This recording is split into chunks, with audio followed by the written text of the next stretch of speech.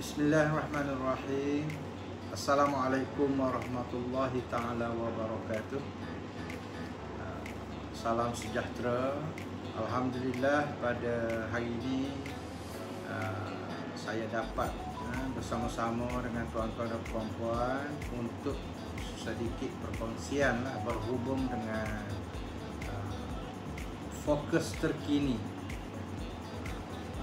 yang dilaksanakan di peringkat sekolah untuk kita nak memantapkan pelaksanaan pengajaran dan pembelajaran di rumah ataupun disebut sekarang ini PDPR. Jadi usaha kita sekarang ini ialah kita nak memperkemaskan PDPR di peringkat sekolah SMK Sultan Yahya Petra 2. Walaupun benda ni sudah agak setahun lebih pelaksanaannya, tapi sekarang ini kita nak cuba memberi penambahbaikan ke arah kita nak memastikan ataupun melahirkan, mewujudkan PDPR yang bermakna pada pelajar-pelajar kita, dengan harapan pelajar-pelajar kita akan lebih cemerlang dalam pembelajaran dan juga mendapat keputusan yang terbaik dalam sebarang pentaksiran, sebarang ujian-ujian yang dilaksanakan oleh guru-guru sama di dalam talian, sama ada secara offline ataupun secara online. Berkebetulan tuan-tuan dan puan-puan, pihak sekolah telah membentuk satu manual pengurusan PDPR secara bermakna menghadapi cabaran normal baharu. Sempena dengan kita dilanda oleh pandemik COVID-19. Jadi bagi kementerian, PDPR ini adalah sekarang ini merupakan salah satu daripada kaedah pengajaran pembelajaran yang digunakan secara sah di peringkat sekolah-sekolah seluruh negara. Jadi pihak saya sebagai pemimpin sekolah, sebagai pengetua, menyambut seruan ini bagi memastikan perjalanan PDPR di tingkat sekolah kita berjalan lancar dan pengisiannya lebih bermakna. Itu matlamat kita. Jadi di peringkat sekolah, saya telah mula fokuslah kepada beberapa perkara. Pertama sekali ialah pelaksanaan PDPR.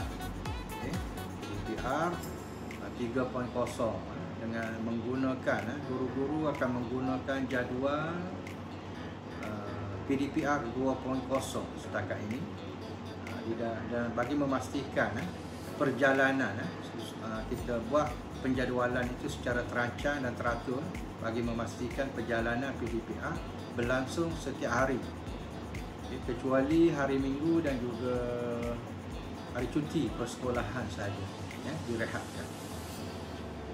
Jadi dalam pelaksanaan ini, guru-guru akan melaksanakan PDPR kepada kelas dan pelajar masing-masing mengikut jadual yang telah ditetapkan oleh pihak sekolah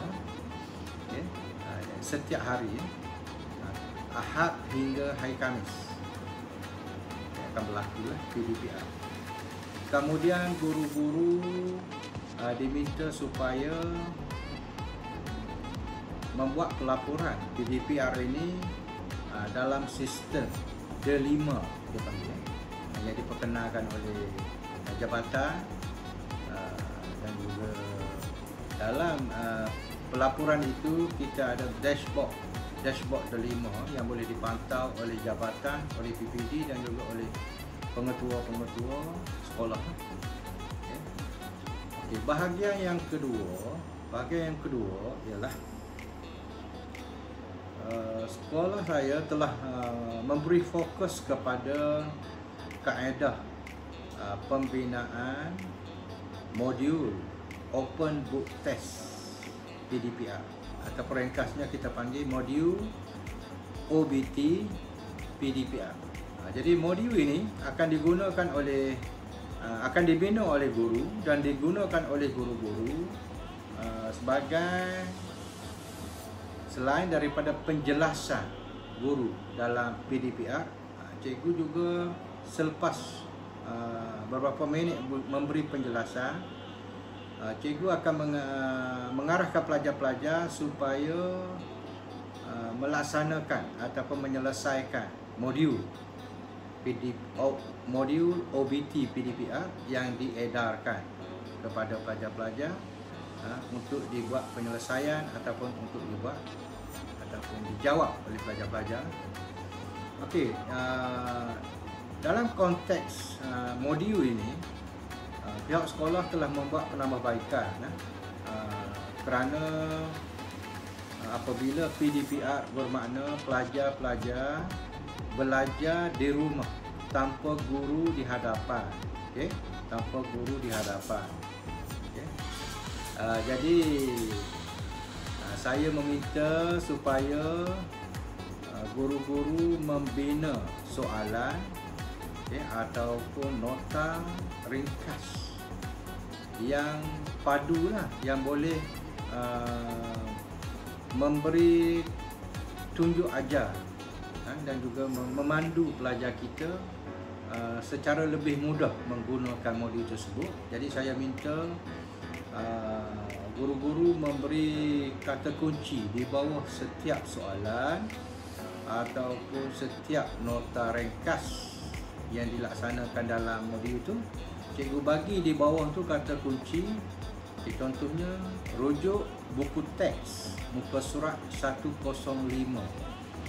Jadi ini adalah untuk memberi rangsangan kepada pelajar-pelajar kita yang belajar bukan di hadapan kita, okay, untuk merujuk buku teks bagi mendapatkan info ataupun mencari jawapan yang diperlukan oleh soalan tersebut dengan lebih mudah.